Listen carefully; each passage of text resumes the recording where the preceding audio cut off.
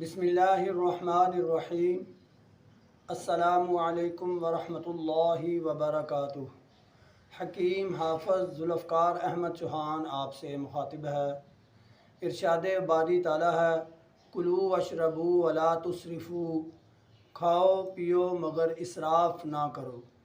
आज हम जिस मौजू पर आपसे गुफ्तगू करने वाले हैं वो है हिचकी।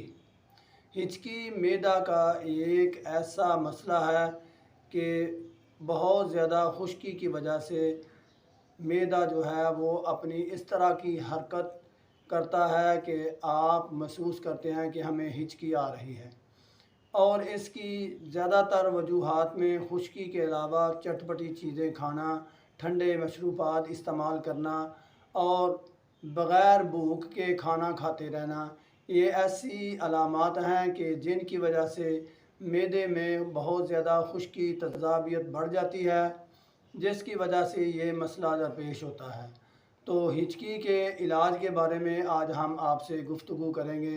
सबसे पहले तो आप ये सोच लें कि हमने इसकी खुश्की को ख़त्म करना है, तो उसके लिए जो ग़िज़ाएँ तजवीज़ की जाती हैं उनमें ये सब्ज़ी गोश्त ज़्यादा बेहतर है। फलों में अमरूद, केला, खरबूजा, बदाना, अनार, मौसमी, मीठे, मैंगो, ये फल बेहतरीन है इसके लिए। इसके अलावा आप दूध और खजूर का भी इस्तेमाल कर सकते हैं। और मैं ये आपको बता दूं, अगर फ़ौरी तौर पर आपने हिचकी का इलाज करना है तो उसके लिए बेहतर है कि उबलता हुआ पानी, जैसे चाय पी जाती है, पानी में शहद मिलाकर आप उसको 1 कप पानी पिए, शहद की 1 चम्मच डालकर। और अगर गर्म दूध पी लिया जाए तो और उससे ज़्यादा बेहतरी जल्दी आ जाती है।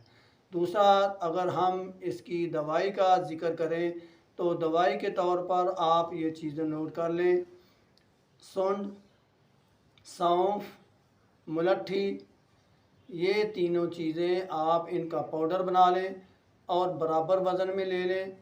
और इनको आपने 3-3 घंटे बाद नीम गर्म पानी के साथ इस्तेमाल करना है।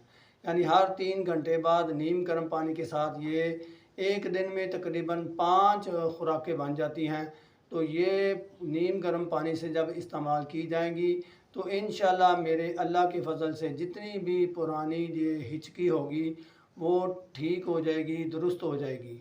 हाँ, अगर मैदे में हिचकी के साथ गैस की भी प्रॉब्लम है, गैस का मसला भी है, तो उसके लिए आपको ये चटनी ज़रूर इस्तेमाल करना चाहिए। पुदीना, सब्ज़ मिर्च और हल्का सा नमक, ये चटनी इस्तेमाल करें जब भी खाना खाएं। जब भी आप किसी वक्त भी खाने का आपका मूड हो, भूख के बगैर तो वैसे भी नहीं खाना, तो ये चटनी ज़रूर इस्तेमाल करनी है। इससे ये फ़ायदा होगा कि मैदे में जो गैस बन रही है वो ख़त्म हो जाएगी और भूख का एहसास पैदा हो जाएगा, भूख लगना शुरू हो जाएगी। जब इसकी खुश्की ख़त्म हो जाएगी तो खामख़वाह ही अल्लाह के फ़ज़ल से इसने ठीक हो जाना है। अगर आप चाहते हैं कि ऐसी मुफीद वीडियोज़ आप तक पहुँचती रहें तो हमारा ये चैनल ज़रूर सब्सक्राइब करें। वमा अलैना इल्लल बलाग। अस्सलामु अलैकुम वरहमतुल्लाहि वबरकातुहू।